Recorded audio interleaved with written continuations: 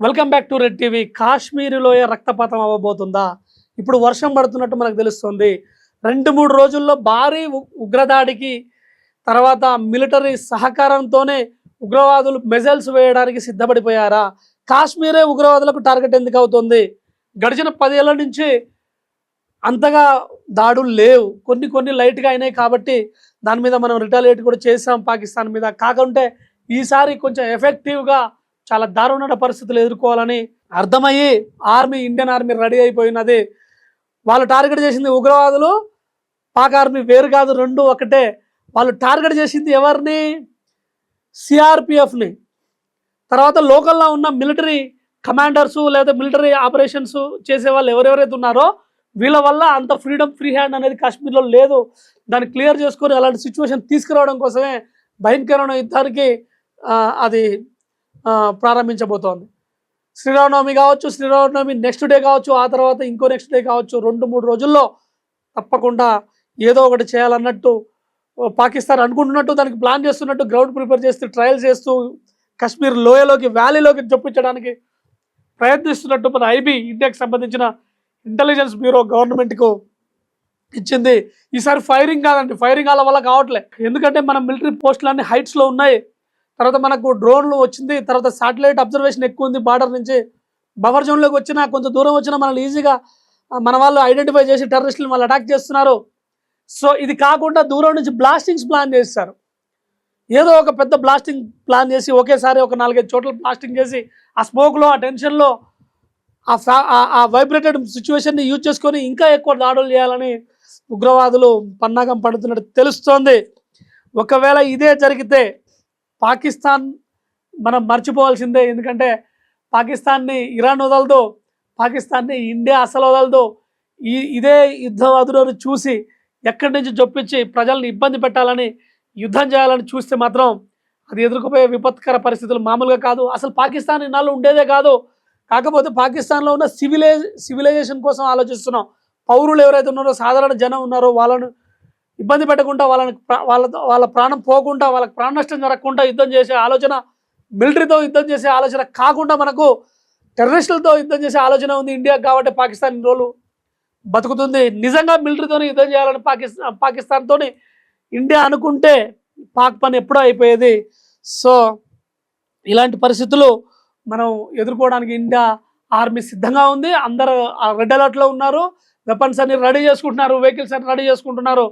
ఈసారి కానీ చిన్న తూటా పేలినా, చిన్న బాంబు పేలినా పాకిస్తాన్ని మనం మర్చిపోవాలి. 30 దాడులు ఉంటాయి పాకిస్తాన్ మీద. ఇరాన్, ఇండియా కలిపి కొడుతుంది. ఇరాన్ సహకారం మనకు లేకున్నా, ఒకవేళ ఇరాన్ని గెలికితే మాత్రం ఖచ్చితంగా ఇరాన్ కూడా వచ్చి యుద్ధంలోకి వచ్చి పాకిస్తాన్ని నామరూపాలు లేకుండా చేయాలని చూడాలి. మనం ఇంకా చూస్తారని ఆశిద్దాం. ఐబీ చెప్పినట్టు 2-3 రోజుల్లో దాడులు జరగబోతున్నాయి లోయలో. అది జరగకుండా ఇండియన్ గవర్నమెంట్ ఉంటుంది. అక్కడ ఎవరెవరైతే సింపథైజర్స్ ఉన్నారో టెర్రరిస్టులకు, వాళ్ళ యాక్టివిటీస్ ఏంటో, వాళ్ళ మూమెంట్స్ ఏంటో అన్ని అబ్జర్వేషన్లో పెట్టి ప్రతి ఒక్క వ్యక్తిని పట్టుకొని విచారిస్తున్నట్టు తెలుస్తుంది. బై గాడ్ గ్రేస్ ఎలాంటి ప్రాణ నష్టం ఇండియాలో జరగకూడదని, తీవ్రవాదుల ప్రయత్నాలు ఫెయిల్ అవ్వాలని మీడియా తరపు నుంచి, రెడ్ టీవీ నుంచి కోరుకుంటున్నాం. పాకిస్తాన్ మోటో ఏంది? పాకిస్తాను ఎలాంటి పరిస్థితుల్ని ఎదుర్కోబోతుందని అనుకుంటోంది. అది ఆడే గేమ్ ఏదైతే ఉందో, రాక్షస క్రీడ ఏమైతే ఉందో, దాని వినాశనానికే కారణం అవుద్ది. ఎందుకంటే పాకిస్తాన్ చేసిన ప్రతి దాడికి, ఉగ్రదాడికి, ఇండియాలో ప్రపంచ స్థాయిలో చేసిన ప్రతి ఉగ్రదాడికి సమాధానం దొరికింది. కాకపోతే పాకిస్తాన్ వెనక అమెరికా, చైనా కొంచెం ఫుడ్ పెడుతూ వాళ్ళ దగ్గర ఉన్న మినరల్స్ మీద ఆశపడుతున్నారు. కాబట్టి పాకిస్తాన్ ఇంతవరకు సర్వైవ్ అవుతోంది. పాకిస్తాన్ని ప్రపంచంలో ఏ దేశం దేశం అనో, లేకపోతే ఫ్రెండ్లీ నేచర్ ఉన్నదనో, పీస్ గురించి ఆలోచిస్తుందనో, లేకుంటే ఇంకేదో అని లేదు. కాకపోతే దాని ప్రాపకం కోసం కాశ్మీర్ని టార్గెట్ చేయడం చాలా అన్యాయం. అది గుర్తుపెట్టుకోవాల్సిన విషయం ఏంటంటే, కాశ్మీర్లో ఉన్న ముస్లిం సోదరులు 99% ఇప్పటికి మారి ఉన్నారు.